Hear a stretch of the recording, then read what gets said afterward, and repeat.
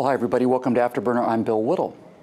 Well, once again, it's the glorious 4th Independence Day, a time when modern Americans are reminded that this day, above all others, is a day to reflect on the incredible deals on mattresses down at the Sleep King. You know, as our lives grow ever more comfortable and as the threat of actual tyranny fades from our modern society, dying off by the thousands every day in the persons of the veterans and the wives and munition workers and all the rest of the greatest generation, the idea of liberty being abolished as a force on earth seems more and more remote. Who now can threaten to steal the freedoms of the most mighty military in the history of the world? What great tyrant, whose fleets of bombers and aircraft carriers, can threaten us now?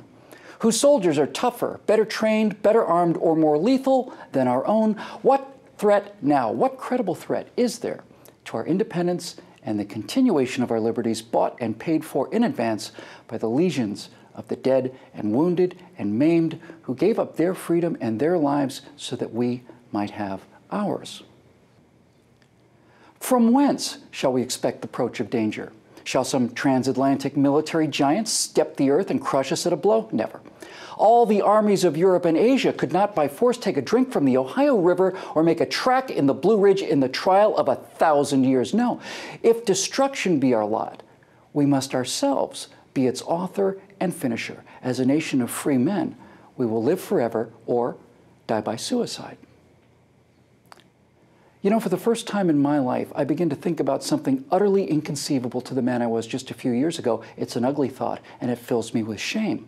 But when I learned that our government is recording the phone calls, email, and Facebook posts of average, everyday Americans, pretty much all of us, and storing every word we utter in a vast underground vault of silicon, when FBI drones fly over American cities without operational protocols under the aegis of an attorney general who has declared openly that he believes the president has the legal power to use them against American citizens, when churches are forced to do things that violate their deepest religious principles by strong-arm tactics of intimidation on the part of the government, when states are unconstitutionally overruled by the federal government regarding border protection and voting procedures, when the unlimited legal powers of the Internal Revenue Service is deployed as a weapon against political enemies, when a filmmaker exercising his First Amendment rights rots in a dungeon because he was played as a card to cover up top-level cowardice and incompetence, and when people say openly now, in hushed tones, when speaking to relatives on their cell phones, that we have to be careful because someone might be listening to their call, well then, freedom of speech has gone. Freedom of religion has gone. The right of habeas corpus has gone. And the 10th Amendment, that unsung, perhaps most important amendment of them all, which states, the powers not delegated to the United States by the Constitution nor prohibited by it to the states are reserved to the states respectively or to the people, well, that's gone too. So maybe those tyrants' fleets of bombers and aircraft carriers are our bombers and aircraft carriers. Maybe those tyrants' armies are our armies. But I don't believe that. Not that I don't believe that the gang of criminals and Marxists and freedom-hating police state thugs currently in power would use them if they could. No, we're protected from our military by the people of our military. They're the most patriotic, freedom-loving Americans there are. And we do have tens of millions of heavily armed private citizens holding firepower equivalent to the people who would come to take that firepower, which, by the way, is why we're talking about banning those weapons that are responsible for a microscopically thin sliver of all gun crime.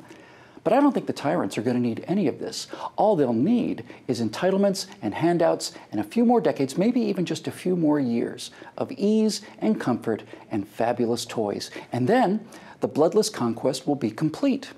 All of us together dependent on the Internal Revenue Service to administer our health care, which they will do, incompetently of course, but eventually, so long as we don't say anything mean about them. Well, my friends, there is a reverse side to this coin because ultimately, when you get right down to brass tacks and bare metal, people can live without a giant state. We've proven that already. But a giant state cannot live without dependent people. We feed the beast that puts us in shackles of our own creation. They are dependent on us. Now, we think of revolutions as gunfire in the streets, but a soft and creeping tyranny can be beaten with a soft and creeping revolution. Think about it. Think about all the ways this totalitarian state is dependent on your personal actions. Think about what you do every day to help feed this beast, and then stop doing that. And think also, in these ominous and dangerous times, of the price paid by people to keep us out of these dark waters. Think about how much we owe them. And then, if you can bear it, think about whether or not we're worthy of them and that sacrifice. And if we're not worthy, think about how perhaps we may be.